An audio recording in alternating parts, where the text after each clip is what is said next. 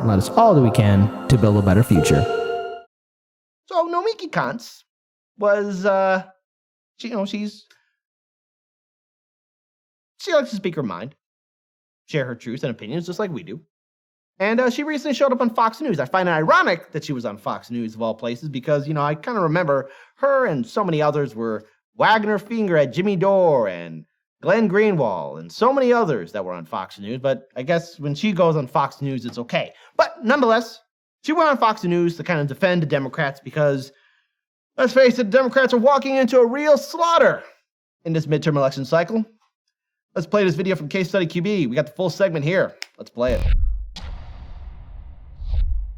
Democrats who are afraid the party's going too far. Too many Democrats just don't speak in terms of the average American comprehending what they're saying. The Democrats have got to step away from the super wokeness. I mean, San Francisco really tells what's going on. If you give the Republicans the ability to point to Democrats as this super woke culture focused on the wrong things that don't matter to voters, you're going to lose. And it's that simple. That was two super wokes. The Wall Street Journal editorial board writes it this way. Here, by the way, if it can, just to be very clear, the current Democratic Party, they're not doing anything that's quote unquote woke. They're not doing anything like that. These politicians, they're only helping out their donors. And they're using terms like woke and some of the Democratic Party's moving left and all this other stuff. They're not doing it.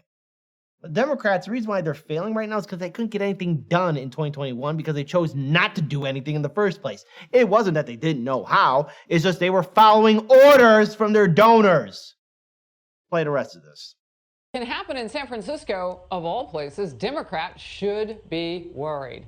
They need to escape their union bondage and woke fixations. Republicans have a great opportunity to press parental choice on curriculum, charters, and vouchers. The woke may wake up to a far bigger shock in November. Power panel now. T.W. Shannon, former Black Voices for Trump co-chair and former Speaker of the Oklahoma House of Representatives. Nomiki Konst, host of The Nomiki Show and a former national surrogate for Bernie Sanders. It is great to have you both. Let's kick it off. T.W.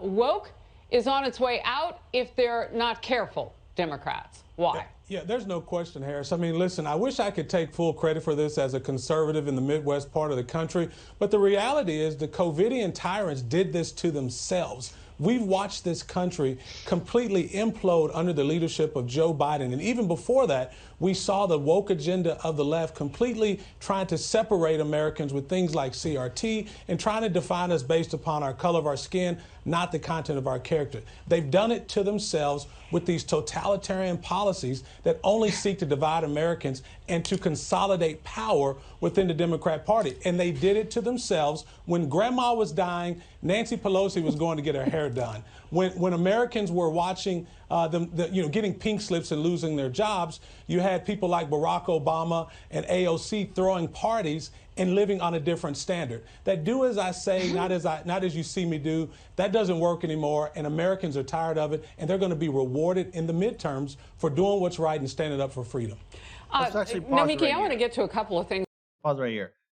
Yeah, he's got a point about the Democrats. Yeah, you had a lot of Democrat lawmakers in 2020 and 2021 acting hypocritical. They were not following any of the rules that they were imposing. And let's face it, especially in the state of California, when you had ice cream Nancy Pelosi eating wonderful ice creams out of her big fancy refrigerator while Americans were losing their jobs and homes, and then also getting her hair done and everything else, it's quite clear people saw that. People saw that. And when it came time to actually fight for progressive values and issues and pushing Biden to the left, progressives in the House and Senate didn't do jack. The Biden-Harris administration turned a blind eye to them as the Biden-Harris administration bowed down to the Senate parliamentarian, bowed down to Manchin and Sinema, and so much more. Americans aren't just talking about woke identity politics, but they're seeing how ineffective the Democratic leadership is and how ineffective the Biden-Harris administration is, especially on domestic policy. And now, as we are closer on this brink of war, let's face it, the Democrats dropped the ball, but hold on. Here's me going after the Republicans. The Republicans also did the same thing. These Republican lawmakers are just as scummy as these Democratic lawmakers. There. So I don't know what he's smiling about because the Republican Party is not filled with saints. Play the rest of it. With you, and you can roll in your rebuttal if you want. But let's pop up the Washington Examiner with this. The hold Democrats once had on cultural issues is breaking. Hence, why dozens of House Democrats are jumping ship now and retiring before the midterm elections, and why the party's House campaign arm warned its candidates this week that if they don't figure out how to combat the GOP's alarmingly potent culture war attacks, they will lose badly. And as of today, 30 House Democrats are either retiring or seeking a different office. Now, let's Nomiki. pause it right here. And Nomiki's going to bring this up. A lot of these Democratic lawmakers are blue dog Democrats in conservative areas, but at the same time, too, a lot of people are getting tired of this cancel culture and woke message because it's been ongoing since 2016, and a lot of people have been getting very tired of it. And when you have Democratic lawmakers jumping on board, let's say for canceling Joe Rogan or Dave Chappelle or anyone else of that nature, there is a breaking point. And people are like, I'm tired of it. And especially when Democratic lawmakers attach their horse to that cart, it's not going to fly. Let's play the rest of the video. Well, it's a redistricting year, and so the same thing's happening on the Republican side. That's what happens every redistricting year. But, you know, there was one line there that was very powerful. Combating the Republicans' rhetoric, right? Their attacks. This never let a good crisis go to waste. When Donald Trump was handed the responsibility of really making America the leader in combating COVID, what did he do? He was rallying against the American government and inspiring terrorist attacks on the Capitol. That's not true. So you want to talk That's about absolutely not true. Oh, goodness gracious. All right, I'm going to step in there because you were putting things, incendiary things, into the conversation. And I know that TW wants to rebut that. So quickly, and we'll come right back to you. Hold on, TW? Yeah, there's no way we're going to sit here and pretend like Donald Trump was promoting terrorism. That you should apologize to American people for saying that. That's just not true. The reality is the reason Democrats are losing is because Joe Biden has told us over and over that the number one problem in America. See, in seeing this kind of conversation between these two, it should remind all of you why you should not be subscribed to Fox News, CNN, MSNBC on YouTube. Don't follow their social medias. Just occasionally look in, see what they're talking about, and walk right out. Don't support them online. But see, when you get this kind of rhetoric back and forth, because remember, they're initially talking about the midterms and what's happening, and Nomiki did bring up the fact of what happened on January 6th. Okay, but that's not the issue at hand right now. That's not part of the conversation. So, play the rest of the video. Is white supremacy, and it's not. That's not what's facing Americans. The people that are losing their jobs. TW, is not I'm going to because go back to Nomiki now. I just wanted you to respond on that one point. Young lady, I live it. I don't have to get paid for it. Don't call me young lady, sir. I'm a Bless your heart, ma'am. woman. I'm a grown woman, Nomiki. and you can come up with all the code you want. But the FBI said that the number one problem in America right now is white supremacy, organized white supremacy. That took ask the place people who lost their on the job if lawn it's white supremacy. of the Capitol. And so, you know, let's talk about the people who lost their jobs, because Republicans are responsible for tax breaks for the wealthiest. They have no interest in unionized efforts. They're union busters. So if we want to talk about the real issues, you're making all these code words to distract away from the fact that people Let's are talk about the real issues. And Republicans Let's talk about the real issues. Nothing to say So I want to jump back in here because the far left agenda in your party, and of course you were a surrogate for Bernie Sanders. So you saw that your party picked more mainstream, so they thought. That's not exactly what they're getting right now, but that's what they thought. So let's just go back to the idea that now your brand, so to speak, is getting voted out potentially. People are saying that we're done with this. Now here's where Fox News is getting it wrong. The centrist Democrats are not socialists, democratic socialists, or communists. They're corporatists through and through. Now, see, the thing is, this is how bad our media is. Because when you have outlets like CNN and MSNBC saying that the Democratic Party is to the left, no. They're centrist or center-right at this point. None of the progressives in the House and Senate, from Bernie Sanders to AOC, they don't really have influence over Democratic leadership or the Democratic Party. Maybe someday, but even then, if they do get the reins, what will change? Because the Democratic Party is a corporatist party. It is a neoliberal party, just like the Republican Party is a neoconservative party. Let's be very clear on this. Both these parties don't care about the issues. They care about helping out their donors. This whole idea that no matter how this midterm plays out, whether Democrats are going to be beat by leftist woke politics, that's not the case. The Democrats are going to be defeated because the American people are seeing the Democratic Party, even when they have the reins of power, they can't get anything done because they don't want to get anything done. They're just like the Republican Party, except they're being paid to be lazy and lose. They're supposed to be the Washington Generals at this point. That's an insult to the Washington Generals because at least the thing is, the Washington Generals know they're supposed to lose to the Harlem Globetrotters. The Democratic Party could, in theory, if they wanted to, do their job, but they're not going to do it because their donors are telling them to stand down and because the Democratic Party is just as corrupt as the Republican Party. These are facts. Let's play the rest of the video. We want you to focus on inflation and those bigger issues. What do you say about that? If you look around the country to where the people who are not running for office again or switching districts, they're pretty much in more conservative districts. So those are the centrists of the party. You know, Todd Kaminsky, a senator in New York, just said he was stepping down. Catherine Rice said she was stepping down. Those are the conservative Democrats who realize that working people they don't want business Democrats. They want Democrats who protect unions, organized labor, and you know all those attacks against the school boards right now. That's an attack against labor. Harris, you've got to let me respond. Let me hold on. 1 second. Let me just put one more thing in here. In California, we're looking at erosion of support for Feinstein and Pelosi. Pelosi is not exactly in the middle mainstream right now. She's being pulled a bit to the left in the House by AOC and some of the other so-called squad members. So I hear. Show me evidence of that. I understand. Hey, look, Fox News. I get it. That you're supposed to be Republican.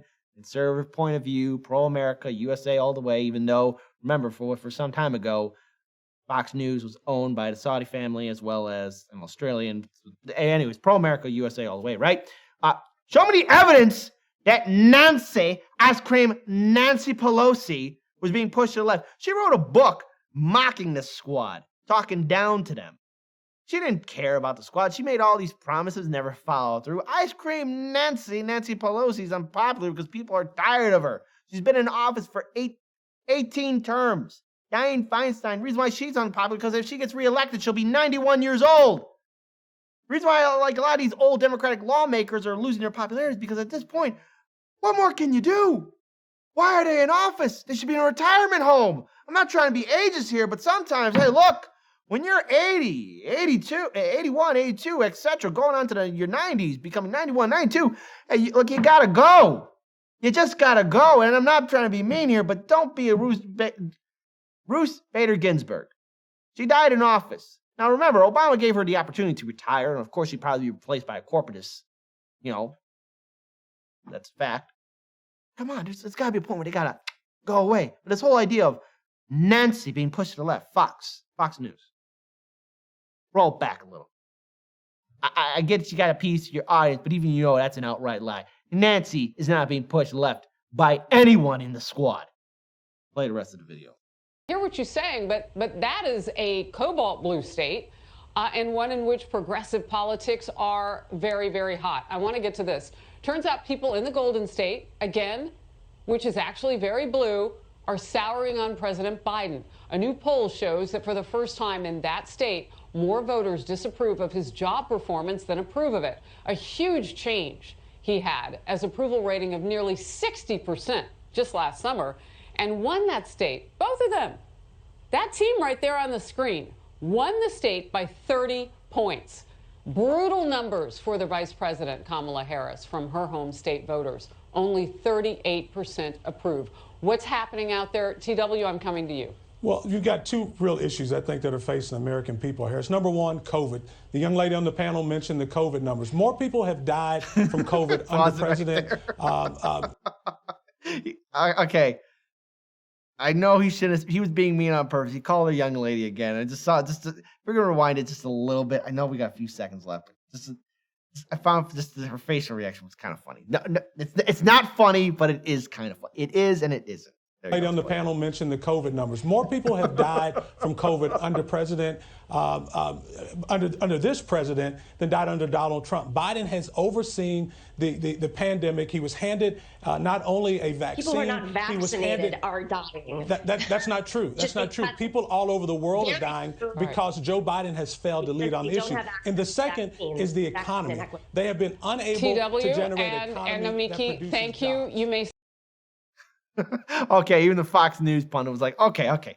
This is a little bit crazier even for me. Both these people are nuts.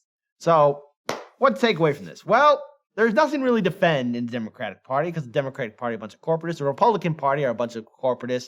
No matter how this midterm plays out, you think the Democratic voter or Republican voter, is going to have a seat at the table?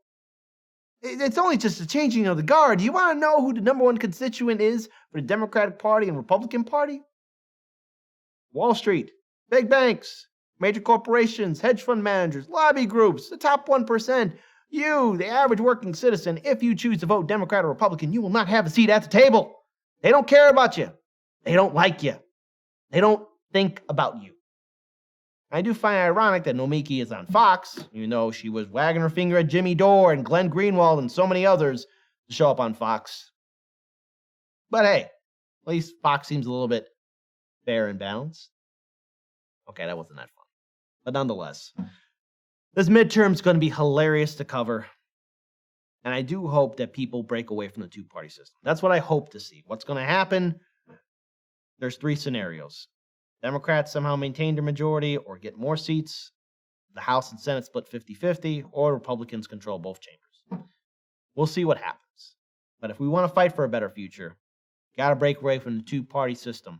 Because the only people that benefit is corporate media, the donors, and the top 1%.